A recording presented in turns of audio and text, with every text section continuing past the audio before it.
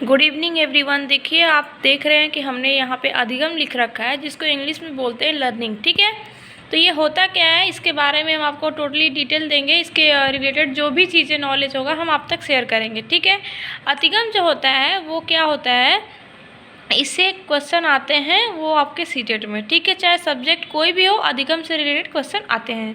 ठीक है, अधिगम क्या होता है, तो अधिगम जो है संस्थागत प्रक्रिया है, जिसमें क्या होता है कि जिसमें नियम स्कूल शिक्षक से सीखते हैं। मतलब जो होगा, जो अधिगम होता है, अधिगम का दूसरा नाम होता है सीखना। ठीक है, इसमें ये कौन सी प्रक्रिया होती है, तो ये संस्थागत प्रक्रिया होती है, जिसमें क्या बताया जाता है, क्या सीखते हैं, तो जैसे जिसमें जो होता है नियम स्कूल शिक्षक से सीखते हैं। ठीक है, अब क्या होता है, जो भाषा मतलब जो अधिगम है, भाषा अर्जन एवं अधिगम में अंतर पूछ देगा। तो इसको आपको भाषा अर्जन के बारे में हमने आपको पहले ही बता रखा है पिछले वीडियो में।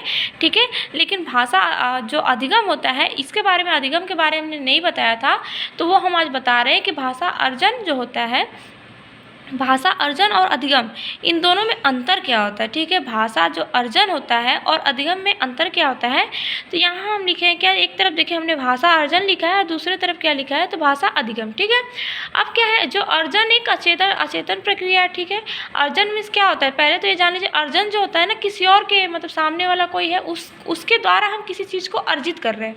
ठीक है, अपने में ग्रहण कर रहे हैं, उसको हम क्या बोलते हैं, अर्जन होता है। ठीक है, अर्जन मतलब किसी से अर्जित करना। ठीक है, लेना।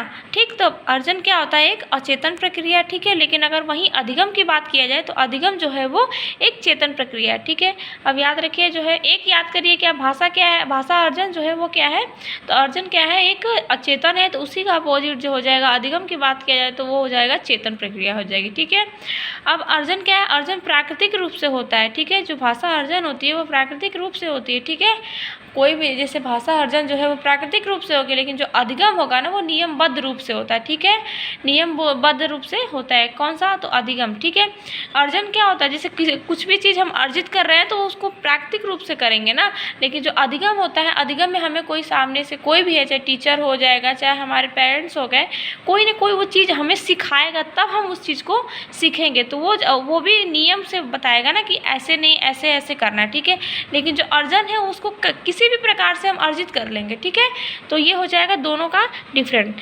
अब बात करते हैं, जो बच्चे होते हैं ना, बच्चे अपनी मातृभाषा का प्रयोग करते हुए, जो बच्चे होते हैं वो क्या करते हैं, कि जो बच्चे होते हैं वो क्या होता है कि बच्चे अपनी मातृभाषा का प्रयोग करते हुए हिंदी भाषा की कक्षा में अपनी बात कहते हैं। यह बात स्वाभाविक है।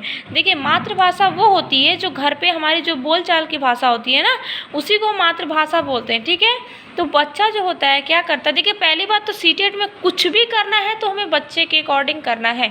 किसी भी क्वेश्चन का आंसर देना है तो उसको हम बच्चे के अकॉर्डिंग करेंगे, कि उसका इस बेस पे अगर यहाँ बच्चा है तो ये बच्चे को क्या करना चाहिए। ठीक है, तो वही है कि जो हिंदी भाषा जो होती है ना, हिंदी भाषा की कक्षा में जो बच्चा होता है वो अपनी बात कहता है, तो किसके माध्यम से, तो मातृभाषा का प्रयोग करते हो। ठीक है, और यह बात का होना स्वाभाविक होता है। ठीक, दूसरी चीज़ याद रखिए, वो क्या है कि दूसरी चीज़ ये है कि जो भाषा होती है, सीखने और अर्जित करने में अंतर का आधार जो होता है, भाषा का उपलब्ध परिवेश होता है। ठीक है, जो भाषा सीखते हैं, ठीक है, भाषा सीखने और भाषा अर्जित करने में अंतर का जो मुख्य आधार होता है, भाषा का उपलब्ध परिवेश होता है। ठीक है, जैसा परिवेश रहेगा, मीन्स कि इन्वायरमेंट जैसा होगा, वैसा ही क्या हो जाएगा, भाषा बच्चा सीखेगा या फिर अर्जित करेगा। ठीक है, अब बात करते हैं, क्या ये बात को याद रहे, क्योंकि ये इंपॉर्टेंट होता है कि पूछ सकता है कि जो भाषा सीखना और भाषा जो अर्जित करता है बच्चा, उसका मुख्य आधार क्या है। ठीक है, तो वो आप बताओगे कि भाषा का उपलब्ध परिवेश होगा। बच्चे को जैसा परिवेश मिलेगा ना, बच्चा वैसा ही कुछ सीखेगा। ठीक है, अब बात करते हैं, जो प्राथमिक स्तर पर हिंदी भाषा जो सीखने के लिए सबसे अधिक जरूरी कक्षा में प्रिंट समृद्ध परिवेश है। ठीक है, जो भाषा प्राथमिक स्तर मीन्स कि फर्स्ट वाला। ठीक है, वो फर्स्ट लेवल जो होता है, प्राथमिक स्तर पर क्या हुआ कि हिंदी भाषा सिखाने के लिए सबसे अधिक जरूरी कक्षा में प्रिंट समृद्ध परिवेश होता है। ठीक है, और क्या है, भाषा सीखने के लिए, ठीक है, भाषा सीखने सिखाने में सामाजिक अंतःक्रिया को सबसे अधिक महत्वपूर्ण मानते हैं। हैं। सामाजिक अंतःक्रिया मीन्स कि समाज में जितने भी लोग हैं, ठीक है, एक दूसरे से क्या होता है, इंटरेक्ट होते हैं, ठीक है। वही क्या होता है, बहुत बहुत महत्वपूर्ण होता है, बहुत इंपॉर्टेंट होता है किसके लिए, तो भाषा सीखने और सिखाने में, ठीक है। तो ये चीज़ तो हो गया अधिगम से जुड़ा, जो कि आपका क्लियर हो गया होगा। मैंने छोटी से छोटी चीज़ें आपको बताई है। इसमें क्या होता है कि नॉर्मल वेव में, ठीक है। आई होप कि समझ में आया होगा, तो बहुत अच्छी बात है। अगर नहीं समझ में आया है तो उसको आप प्लीज़ कमेंट बॉक्स में बताइएगा, ठीक है। तो हम मिलते हैं नेक्स्ट वीडियो में, तब तक के लिए thank you so much and bye bye, enjoy your day.